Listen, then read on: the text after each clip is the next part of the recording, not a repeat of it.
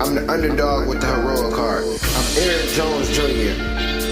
I have to keep pushing for my kids. If I give up, what's that leave them with? Nothing. I have to understand that it's bigger than me. That it's not about me when I wake up and go to work. It's not about me when I'm reading to educate myself. It's not about me when I'm practicing my speeches. It's not about me. It's about my family. Hey, you're now tuned in to Underdog Talk Podcast. I'm your host, Eric Jones Jr., the underdog with the heroic heart, and I have conversations with successful underdogs. And today, all the way from New Jersey, I have Miss Jen Yu, and she is a BCBA social worker and a special needs mom. How are you doing today? I'm doing well, Eric. Thank you so much for having me on. Oh, no problem.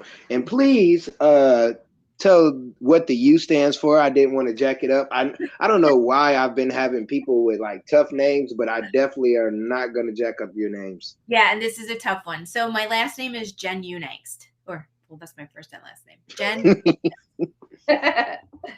All right. So before we get into our conversation, let everybody know what a BCBA is. That is a really good question, actually, because people don't tend to know that. A BCBA is a board certified behavior analyst. And the way I like to describe it is as a behavior scientist. So when you're working with students or adults, people of any age, really you want to see how behavior is impacted by the environment. So what can we do to manipulate the environment to either increase or decrease behavior, especially when we're looking at ineffective behavior? How do we manipulate the environment and use tools to help students learn and grow?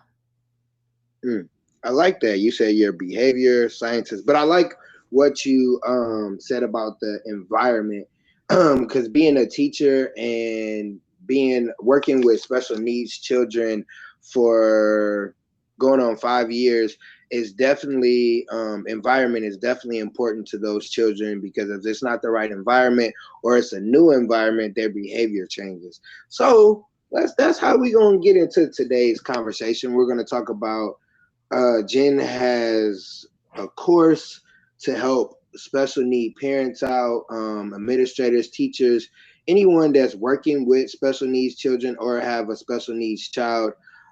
So I usually ask, how did it start? But obviously it started when you had your child. So how did that go for you, having a special needs child, and how was life at the beginning?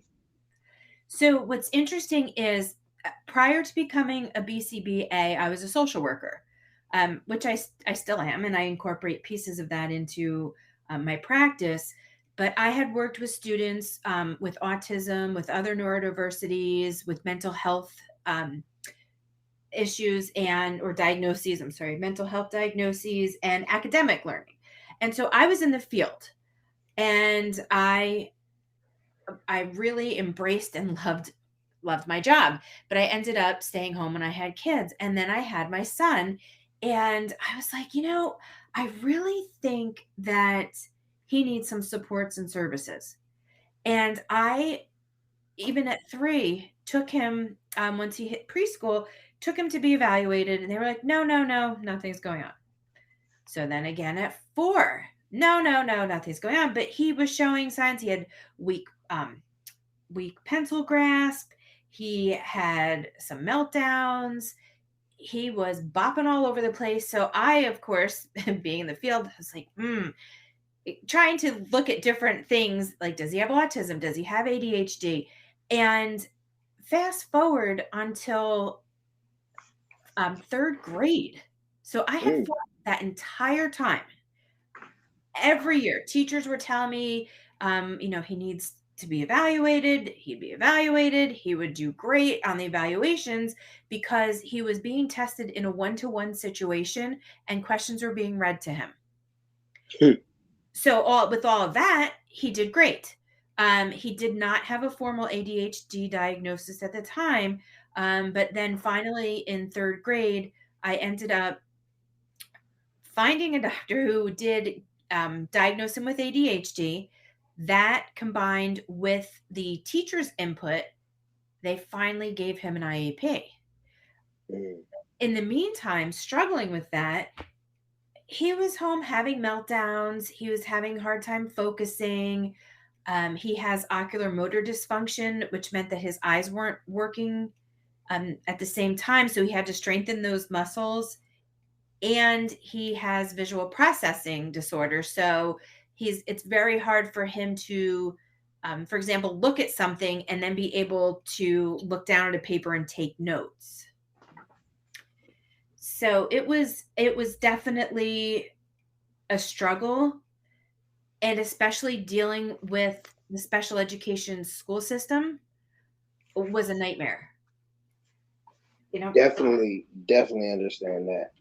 yep. And for me, I knew the laws, I knew the rights, and I knew the rights that I had and that my son had, and they were still giving me a hard time. And I was thinking to myself, this is absolutely awful.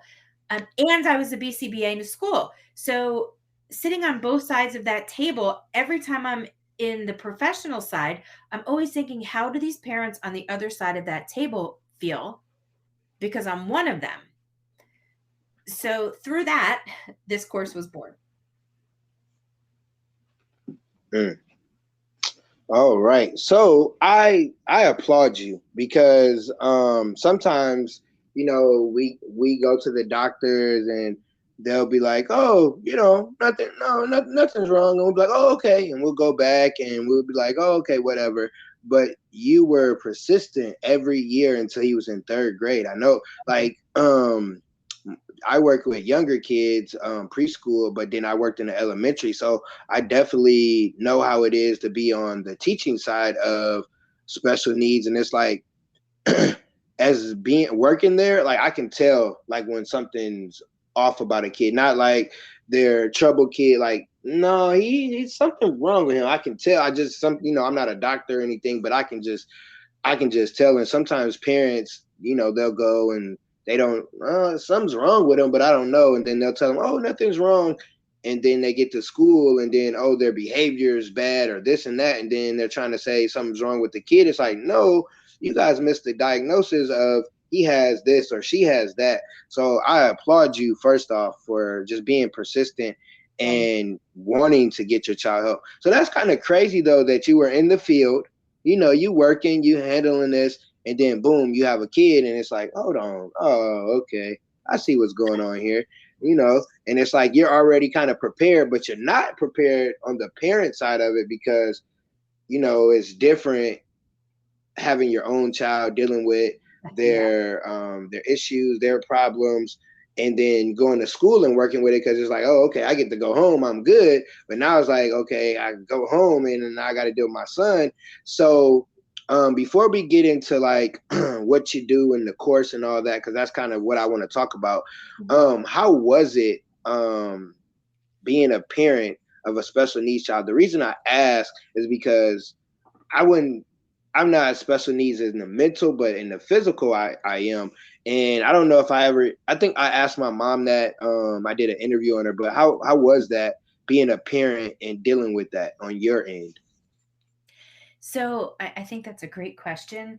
And there were times that I, and we've all been there, gave in because it was easier. So I, again, being a professional, this was my field. Behavior was my field. So I knew what to do and I knew what I should be doing to help. But there were times that after being a single mom, working all day, coming home, and if my son was having a meltdown, there were times that I did give in because it was easier and I was tired.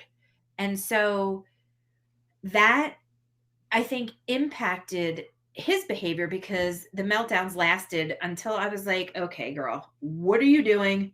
Pull it together. You need to put the tools that you know how to use that you went to school for into play in your own home and help him. And so once I did that and really, for lack of better words, pulled my head out of my butt, like it was so much smoother. And it wasn't smooth all the time. There were ups, there were downs, but being consistent and doing the same thing each time helped, no matter how tired I was, no matter how difficult the situation was. But I had to keep thinking that I wasn't doing him any justice if I let his behaviors continue. So I Right. really wanted to make sure that I set him up for success in his life. And sometimes Mm, that's hard, you know? yeah, I love that you were honest with that because as parent, like people look at someone else and says, "Well, if I was in that situation, you're not in that situation, so you wouldn't know what to do." And like you were honest, hey, I gave in. I was tired sometimes. Like I'm like, I know all this stuff. I go to school. I work. This is what I'm supposed to. But I think sometimes experience outweighs the knowledge, like the book smarts of a person. Like going through the experience of actually having a child, now you really know what it feels like to be a parent. Now you know what it's like to have to deal with going to work, coming home, dealing with a child, and it's not necessarily their fault why they're behaving that way, per se. And then you have to, like you said, get your head out your butt. Like, hey, I got to get it together because guess what? This kid depends on me no matter what's going on in the world, no matter how people look at me, what job, whatever title. When you go home, your child depends on you. And it was like, okay, let me get it together. I know what to do. I know I'm tired, but I'm gonna get it together. So with that, you go through. You got your own experience. You got the parent part. You got the teaching part, and you create a course. And how did that come about? Was it something in the works you just been working on, or it was like, all right, I need to do something to help these people? How did that go? Like starting it off before it got to where it's at. So I mean, you hit the nail on the head. What it was that I watched so many parents struggle and go through the same things that I was going through and not be aware of the services or supports that their child was entitled to, and struggle at home behaviorally. And I really wanted to do something about it. So through that, the course was born. But it took a little while to put together and to get out there. So it's been a process, but I got to a point where I wanted to see how many people I could help through a course or something, virtually, globally, so that I can reach as many people as possible so that they weren't struggling like I was. Understand and that and like I think it's kind of like what I said, like the experience. I don't know if you might have still came up with it, but you got to see both sides. And what you said, you wanted parents to be aware of the resources that they have. A lot of times people are unaware of resources that can help them out when it comes to special needs, when it comes to your kids in school, anything really in life. There's resources out there. It's just being unaware. It's kind of like for me, I'm 30, about to be 36 in a month, and like my mom and them growing up, they didn't have all the resources, so it's like they could only do so much, and they might have struggled or this, that, and the third. But it's because they didn't know the resources, and that's good that you know what's going on because you were persistent with your child. Like, hey, we're gonna keep going. We're gonna see what's going on. But then you work there, and so you know the resources. So, what is the course? Tell us a little bit about the course. You don't got to go into depth, give everybody all the information. But what is the course? What is it there for, and how does it help? And who does it help? So the course is it's 13 modules, and it begins with basically demystifying the special education school system. So there's a lot of terms that I've talked to other parents and um, friends with kids with special needs, and they all said the same thing. In the beginning, when you sit at a meeting, you don't even know some of the terms. They're throwing all these words at you, LLD, IEP, 504, CST, and nobody really knows what that means. So my course starts there. The modules start with um, common terms, and then goes through things like, for example, what to ask the school district if you're moving into the area before you move, because that's a huge piece for parents with special needs children also. And then it talks about rights and what behavioral techniques schools use. And then the second module goes into how you can bring those behavior techniques into your home. It also has tons of downloadables and takeaways. So, all the stuff that I talk about in the course, parents can download and print out. Primarily, the course is geared towards parents, but as far as behavior modifications and um, best practices in ABA or behavior interventions, teachers, paraprofessionals, anyone could use those techniques. I love it because with me working with special needs when I first started, I didn't know none of the terms either. I'm like, okay, what are y'all talking about?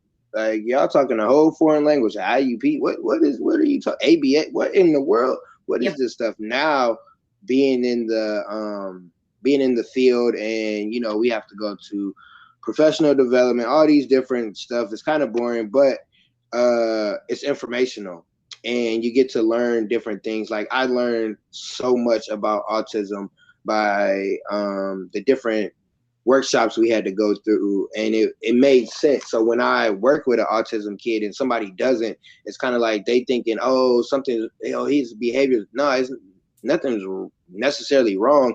He can't get out what he wants to tell us, so this is how he communicates. And it's like, and it definitely helps knowing terms and knowing different things to help the parents that don't know, because he's very young, the kid in my class, and it's like I can help them because I know these terms. I don't know all the rights and different things, but I know certain stuff just by working with people. And then you said behavior in the schools. I think that is very important for anybody to understand. Like, it's very challenging to work with special needs kids. So you have to be very patient when it comes to that, because some of the behaviors that we deal with is challenging. It can be frustrating, but if you don't have the patience to understand or get the knowledge, then it'll be definitely hard on you. And you said you got the downloadables. You got you can print out stuff. There's stuff that people can use at home. It's mainly for parents, but also for people that work in schools, because it could be someone like me, someone young, in the field, don't know nothing about it. Let me go look at this. Oh, okay, this helps me out, because the more information you know when you work with special needs, I think it benefits you in the long haul. So, what is your course called? We never said the name or anything of that sort. How about that? I never even told you what the name was. So the course is called Parent to Pro. And that would have also helped with saying it is designed again for parents, also for parents who may not be sure whether or not they need to keep pursuing either a diagnosis or more interventions. It goes through a little bit about what the most common neurodiversities may look like, and really where to begin. I love it. So with you being in the school, with you having a course, did you design it like, is it for school, or is it something you did outside of school but then you brought to the school? So, to be perfectly honest, some schools, this is something I did on my own outside of the school.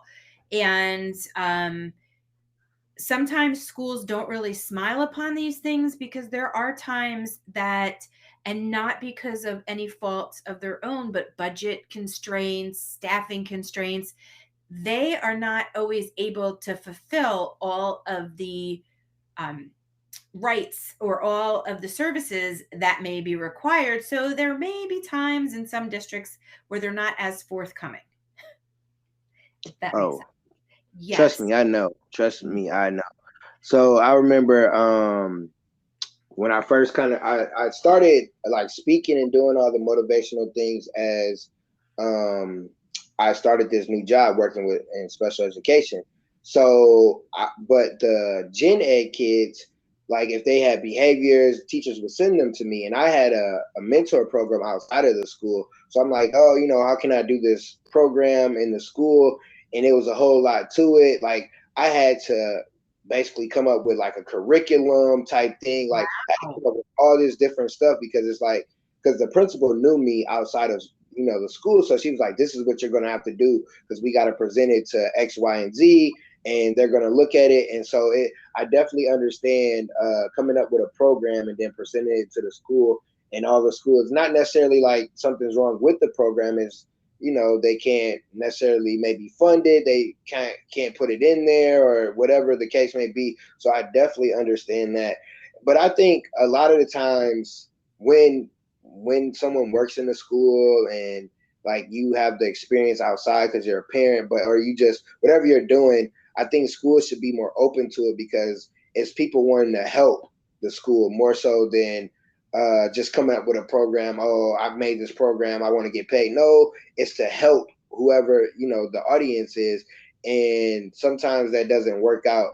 So um do you have it in schools? Like how did that go when you approached the schools? Like, hey, I got this program, blah blah blah blah.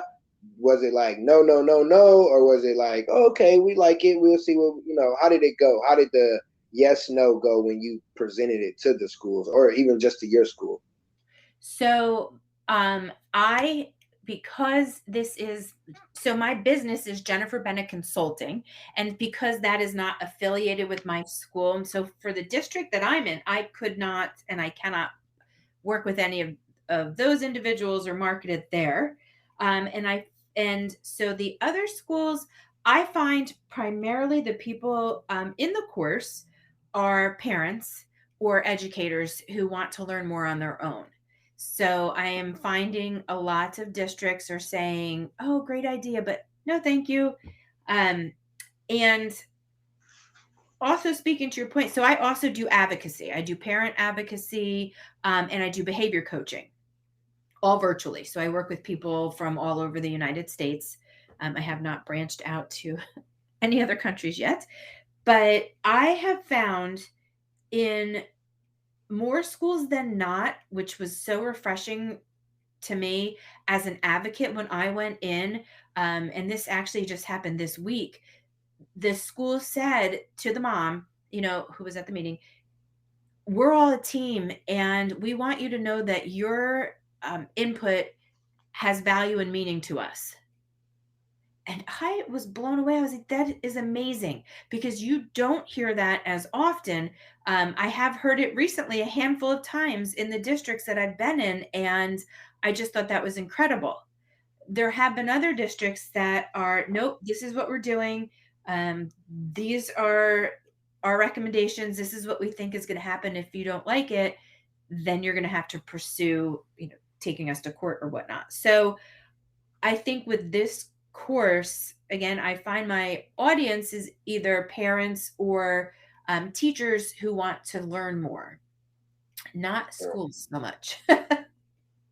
And yeah, I can see that in being in the school system. Like it's totally different like being a parent, sending your kid to school, maybe you go volunteer, whatever, you go on field trips, but actually working in a school and you see kind of sometimes the BS that goes on. And it's not necessarily one or two persons' fault, it's just the system of the school system Yep. that's been going on and different things of that sort.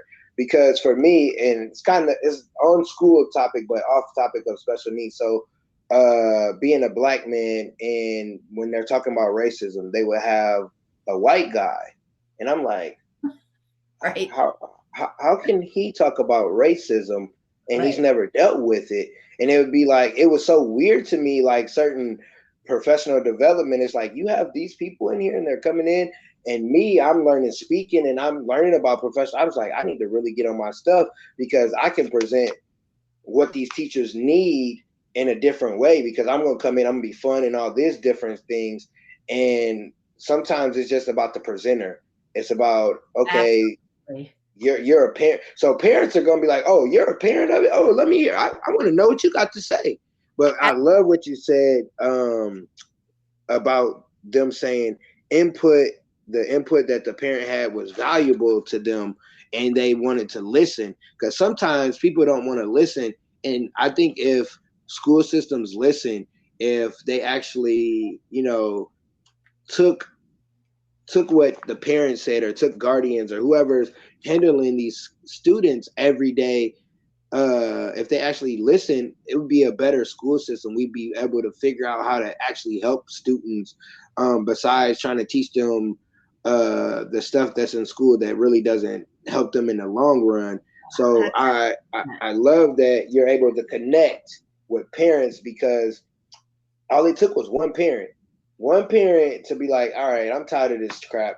Let's figure out something that can help, the other parents, because when you're going through school, sometimes it takes, being in a parent, what's it called? The little parent group that all the parents go to and all that stuff. PTA, yeah, my son, his mom's, I think she's the president or vice president. And it's like, it's good to have parents that's involved and want to be involved, because you could say this your first time in a different district, you went to that meeting and you spoke, and they're like, oh, you're a parent too? Oh, okay, let's talk to you. Because it could be where the parents like, hey, we need her in the school. We need that course because it's very helpful and it's going to help other people. And that's what I think that's what it's going to take for people to understand what you're doing and how it's helping people, rather than the school system, because you got to go down a whole list of people. They got to vote on different things. It's so much extra stuff. Yeah, a lot of politics, a lot of red tape, a lot of hoops, in those cases. I do love your point when you said like the parents, and when I use the word parents, I mean parents or guardians, or I don't feel that somebody needs to either give birth or be bled to be a parent. So I use that word, but I mean parents or guardians or anybody who is raising a child. My biggest thing is they know their child better than anyone else, and they have to trust their gut and advocate themselves for what they think that child needs. And that's just what you had said, is that they're with them the most. Those are the people that know those children in and out, and they should have the most input. Definitely. That's like, so I have a kid in my class. He's autistic. They didn't really know. Now they know. Now they, taking them to the doctor and all those different things. And when, so he watches, I give him the tablet and he watches YouTube. But he, and if anybody listening, or anything about an autistic kid, they're not watching what typical normal kids are watching. They're watching different stuff that stimulate their mind. So he'd be watching something, I'm listening, and or I would go look and see. And I noticed when he watched something, I don't even know what it's called, but whatever it was, it would make some noise, and he would just get hyped. He'd come up and he's laughing, he's pushing, he's just all this stuff. And I'm like, hey, Dad, what's going on? When he's like, oh no, don't let him watch that. I don't know what it is, but at home he does the same thing. And he was like, I'm gonna give you a list of the stuff that we let him watch, that he'll watch, and that'll keep him occupied, or keep him from doing whatever he does. And I was like, thank you, because I'm like, I don't know what it is, but whenever he watches this, Dad, and he's like, yeah, I know. Or like, now he does this thing where when we're transitioning to lunch or the gym or wherever we're going, and he's doing something, I'm like, come on, man, let's go. No. And he'll sit there. And I'm like, Dad, what do you do? And he's like, it's a little different at home because it's only him and he has a baby sister. So he's like, it's a little different at home. So I'm like, okay, let me figure out a way here. But I always ask the parents, like, what are you doing at home? What's helping, even at the other school I was at? Because like we were just saying, the parents know the child more than anybody. Even if the parents don't know the diagnosis that well, they don't know that information. They know their child. So they know when their child's doing A, B, or C, this is what'll calm them down, or this is what we do at home. It's like, oh, I'm like, thank you. Cause I'm like, I don't know what's going on with him. And then when you have one autistic kid and the rest of them, they kind of don't even, the students, they don't understand. And I'm like, hey, he gets to do this. Don't even worry about it. It's hard to explain to other kids. Well, he gets to play and we got to do work. I know, I understand. But this is, me talking to their parent lets me know what I need to do with him while I'm doing whatever with the other kids. So parents, don't just like go through the motions. Find out information. We'll definitely have information. We're not ending or anything, but she'll have information how you can reach out to her, talk to her, but find out information on whatever the diagnosis is if you have a special needs child, because it'll benefit them in the long run. Because sometimes kids with special needs, it don't last that long. I mean, that diagnosis lasts their life, but that certain issue that maybe when they were in second grade, third grade, isn't happening when they're in middle school. So Right. if you go and do the research, you'll benefit your child. Because I'm sure you done hours and hours and hours on research. So with creating the course, was it? Do you think it was beneficial being a parent and having the experience, or was it the research and the knowledge? So I think that it's a combination of both. And I think that you can learn everything that you need to learn in a book, but until you put it into practice, then you really haven't learned everything you need to learn. So, like you were saying earlier, sometimes it doesn't matter, how much schooling you have or how much education you have in a certain area, but until you are walking the walk, then it's hard to like talk the talk. So I think that the my experience in working prior to having my son was helpful, but I also don't know that I saw it from a parent's lens. And I Mm, think my education was helpful because it really taught me how um to do different techniques and things like that. But also, I'm ever evolving and I still continue to take, courses and ways to better myself. And one of the BCBADs, so he's a doctorate of behavior, says that a child should be happy, relaxed, and engaged. And the whole philosophy behind it is compassion over compliance. And I think that I wouldn't have learned that in school. I did practice that with my son, but I didn't have a name to it until I kept continuing my education and um, taking courses to make sure that I was doing the best I could for students and parents. And then I think you add the layer of being a parent on top of that. And when I'm working with students, I mean, primarily the students that I work with are pre K up through sixth grade. So sometimes middle school, but primarily the younger kids. And being a parent, I put myself in other parents' shoes. So when I'm implementing like a behavior technique or I'm working with a student, I make sure that is this something that I would want someone else, like is this how I would want someone interacting with my child?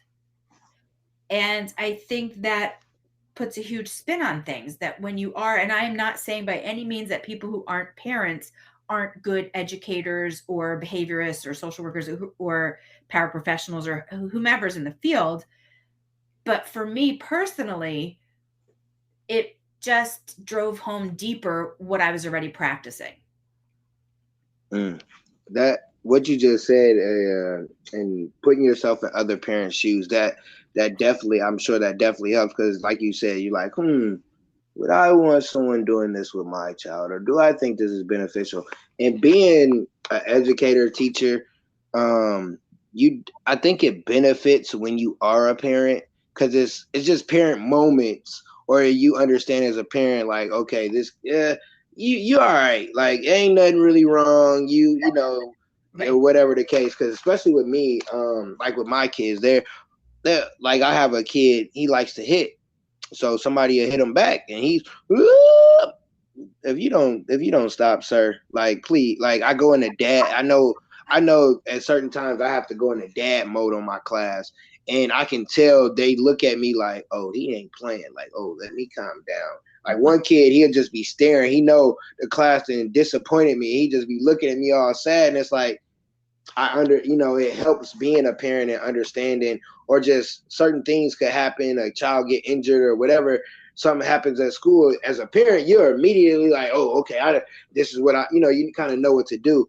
And nothing because I know some great teachers that aren't parents, but I think it plays a role in patience, because when you're a parent, you got to have patience. Yeah. Oh yeah. And when you don't have kids, or you're just the cool auntie, you send them kids back home. But when you're a parent and then you're a teacher, you kind of know, like, all right, because listen, I don't know what made me sign up, why God said, hey, I'm gonna need you to go over there to the preschool, because these little jokers, I'm like, oh my goodness, like is like being a parent and then coming home and being a parent to my son and stuff. And it's like, and my son, he'd be like, hey man, he told me, I was talking to him while we were outside. He's like, hey man, your class is pretty bad. I was like, nah. I was like, and it just being a parent, I understand where he's coming from, but then it's like they're young. I kind of get it. And it helps in the long run, definitely being a parent. Or just like you said, sometimes like when you're dealing with something, or a parent might come up and ask me a question, I gotta think, okay, if I put on my parent hat, okay, I get where they're coming from. Because I remember, and not to get long with it, but I remember it was a parent, and it was their child that just came to my class or whatever. And I remember, and she talks like, look, I don't know what, I thought I wanted a little daughter. Like my daughter isn't my biological, so I never seen her when she was little. So girls talk a lot. So she's talking, and they talk when you're talking to somebody else. And I think whatever I said, I didn't say nothing wrong. I might have said how I said it, she took it wrong. And her dad came and he talked to me, and I didn't get, like, my chest didn't get big or anything. It was like, okay, he's a dad. I get it. I get where he's coming from. All right, boom. So when she would do it again, I was like, okay, you can't, treat her like you would your daughter. All right, hey, listen, you need to go sit down, raise your hand, say excuse me, those different things. And then when I talked to mom was like, oh yeah, she talk a lot, so I already know. So it's like I got to see both parents, and I understood from a parent's perspective where the dad was coming from. Because if I wasn't a parent, I'd have been like, oh, bro, trying to come up and he trying to check me or whatever. No, he's just being a parent. And I was like, okay, I get it. And that's one thing that I'm hearing throughout the whole thing with you. And that's why it's called Parent to Prep, because you're able to not just take the knowledge you got from your schooling, but take the knowledge from the experience being a parent. Like, I don't know if that's going to work. So, how old is your son now? My son is 12, about to be 13 in April. Oh, okay. So we both got April babies. Yeah. So how is, since, not to get off track of anything, but how has he been since, like, you found out the diagnosis, you start doing things different, and then you come up with this course, and now he's basically almost a teenager. How has he been through the whole process? So I have to say that despite the very rocky road in the beginning with the school district, he is really thriving right now. Now he's old enough, he knows that he has ADHD, and so do I. So we talk about it as a superpower.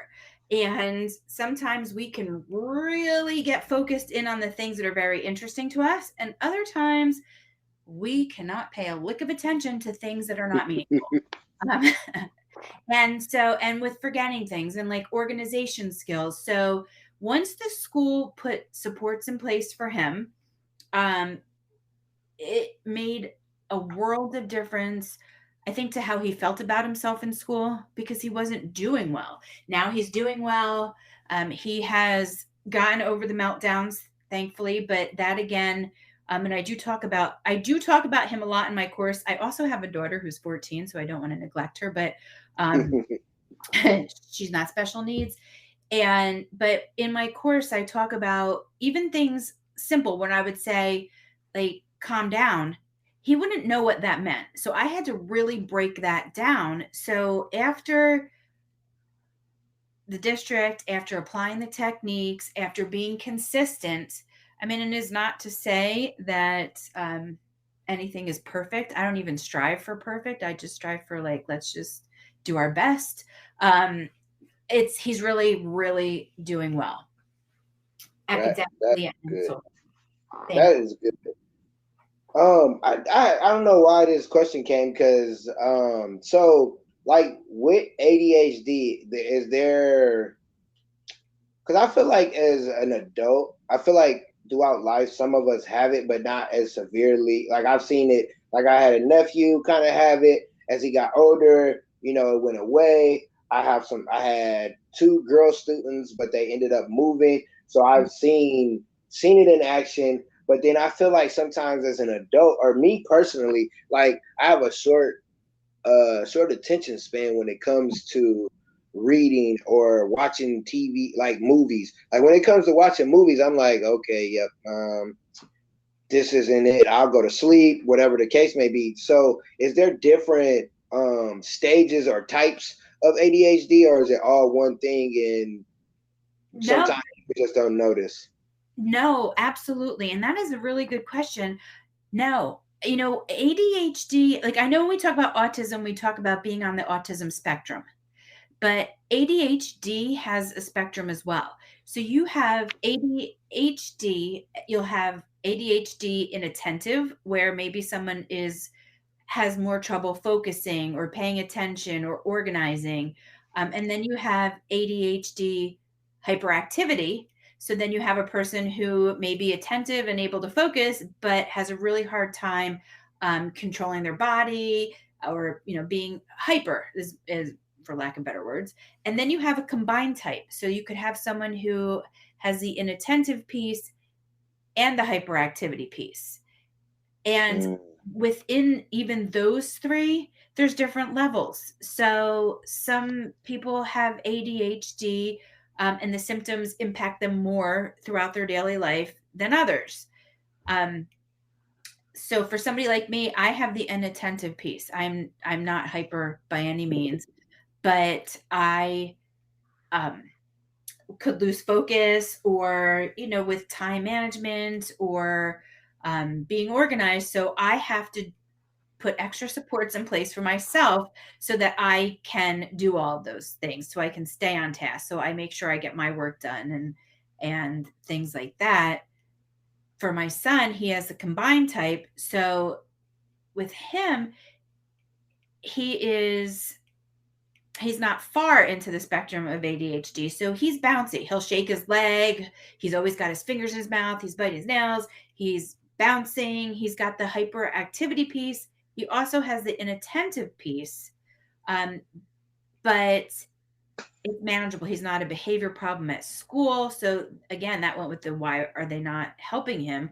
Because he wasn't causing anybody any trouble. So they were just like, oh, he's fine.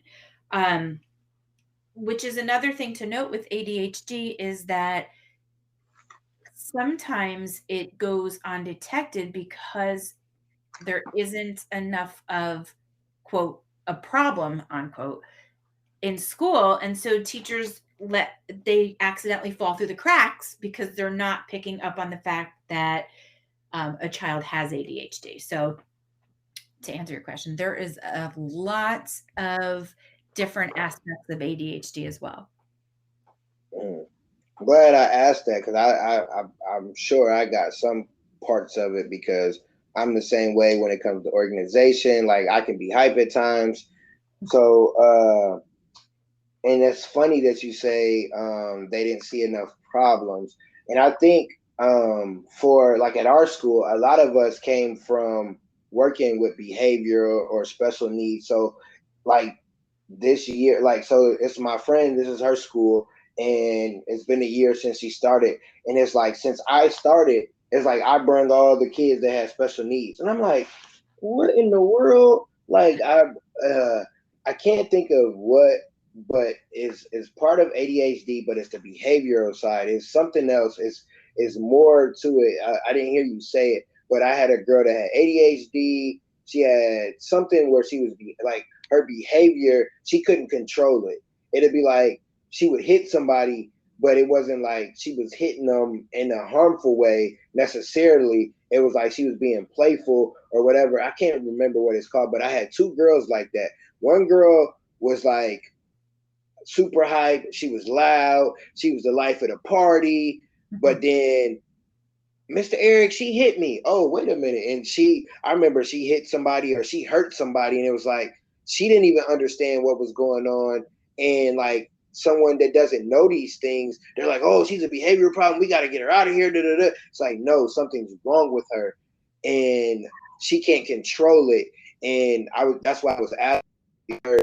I can't, I would, which I'll inbox you once I figure what it is. I'll ask them tomorrow. But it was more the behavior part of it. And it's like when those things happen or someone has that, they can't really control it. Like when I see a kid, he's very hyped. It's like as soon as his feet hit the ground, fume, fume, fume, fume. It's like, hey dude, you sit down, sir.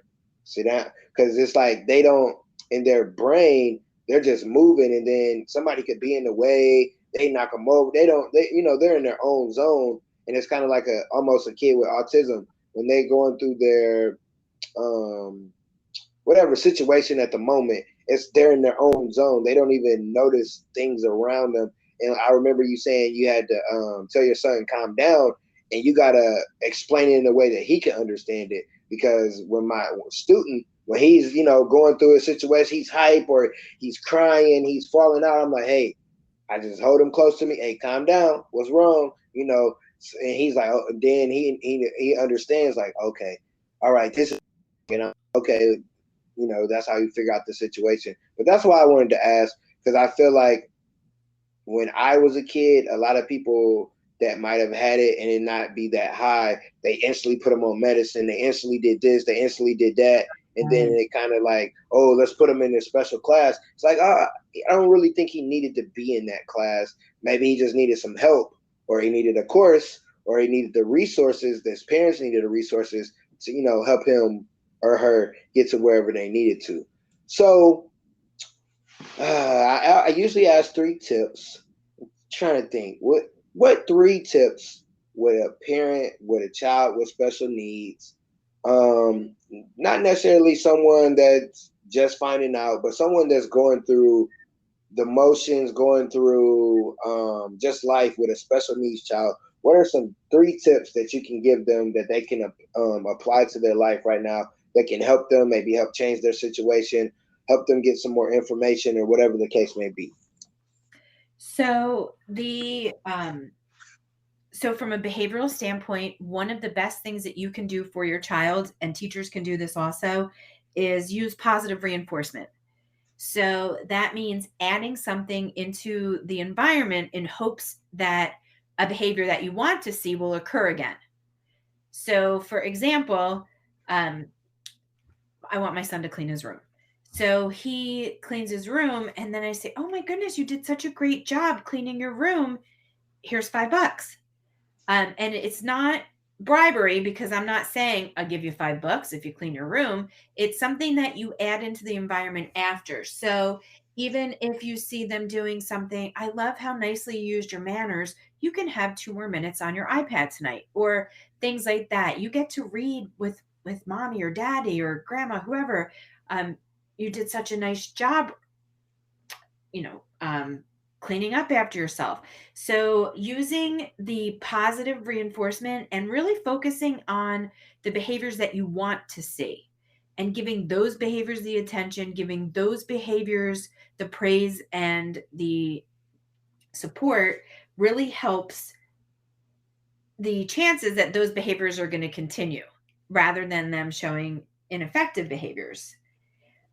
The other thing that they can do, so for parents of kids who are younger than preschool age, because once you turn 3, well, here's actually, let me backtrack. So once you turn 3, if you are a child with special needs, or maybe you need supports, you can call your local school district and they'll evaluate them to see if they can go to preschool for free.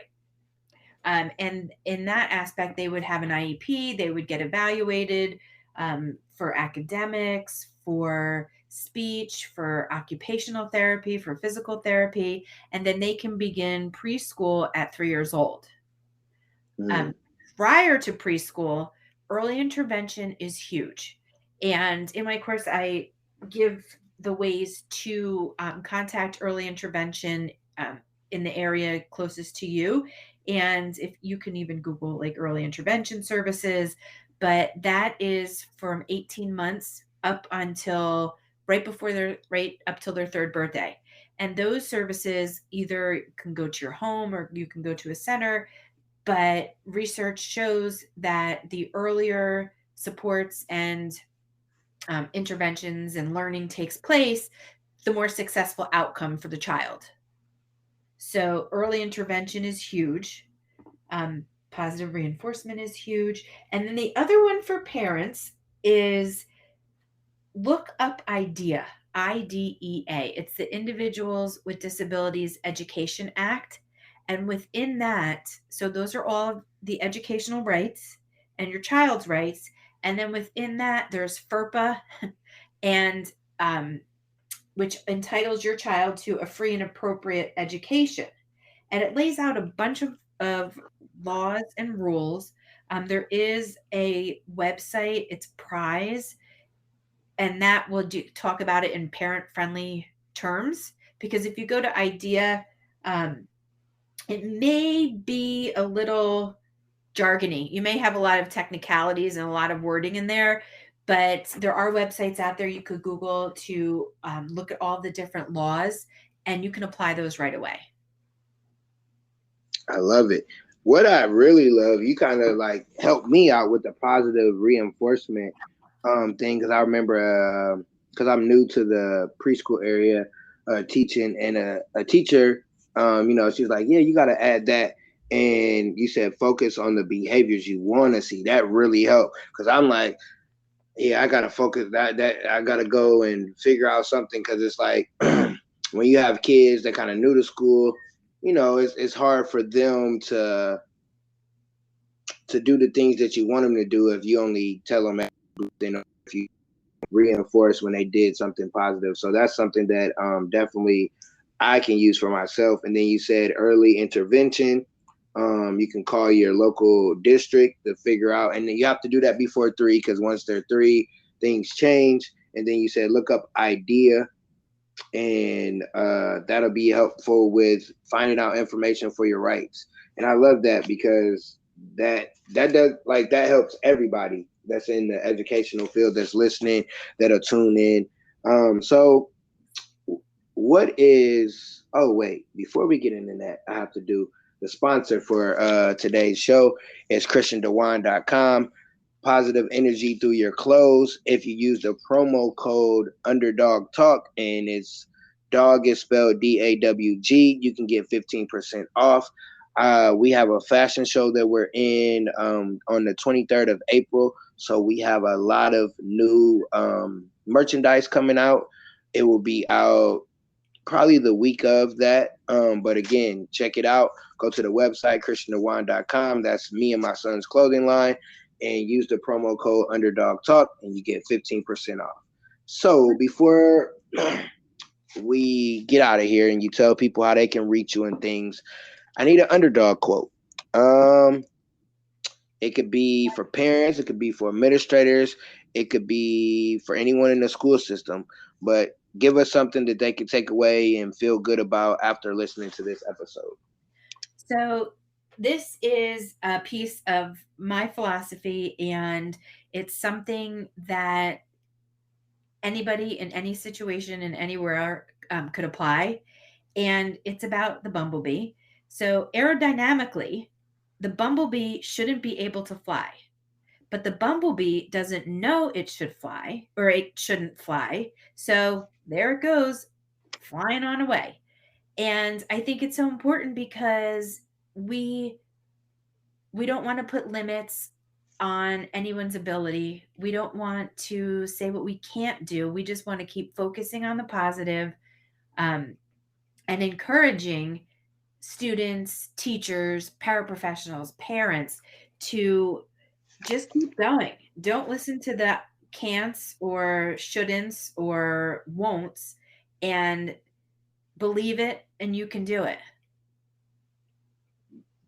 I love it. I love it. And thank you for shouting out the para professionals. I think that, yeah, because that's what I was. The people that don't have the degrees, the people that are the assistants, that's helping, that's doing a lot of the work, that doesn't get seen because they're not a teacher or they don't have, the credentials, but they're the ones that put in the work. Trust me, I was the one every single day putting in work. Not saying nobody else didn't, but people forget about the little people per se. They So are thank priceless. you for shouting them out because they're just important as the teacher. 1,000%. Paraprofessionals are the world. They are priceless, and I applaud every single one of them. And if anybody's listening, that can help them get paid more because they don't get paid enough. They definitely don't for the work that is put in. Not enough pay. How can people reach Gen U? I'm not even going to try to mess that up again. But how can they reach you? How can they get in touch with you? How can they see what you're doing? Let them know. So you can go to jenniferbenna.com, and that's my website. And it talks about there's my course, advocacy, or behavior consulting. I'm also on Facebook and Instagram at Jennifer Benna, and those are the places that you can find me. Or my email is jen@jenniferbenna.com. And all the links will be on the show. And thank you so much for this information. Thank you for the conversation because it's good to be able to talk to someone in the field, talk to a parent, someone that I haven't had to work with or anything of that sort, and just know there's people out there willing to fix what's going on in the school system when it comes to special needs children, special need parents, and just people working with special needs. So again, I applaud you. I wish one day soon I'm gonna have the little machine where I had the clapping hands, the mic drop, the boom, and all that, so I can do those things. But just kudos to you for stepping up and not just being a great parent to your child, but being able to help other parents be a great parent to their child that have special needs. That's so sweet. Thank you so much. I thought this was amazing, and I was so happy to be able to come, and I appreciate you having me on. And kudos right back to you for all that you do. Thank you so much. And on that note, peace, one love.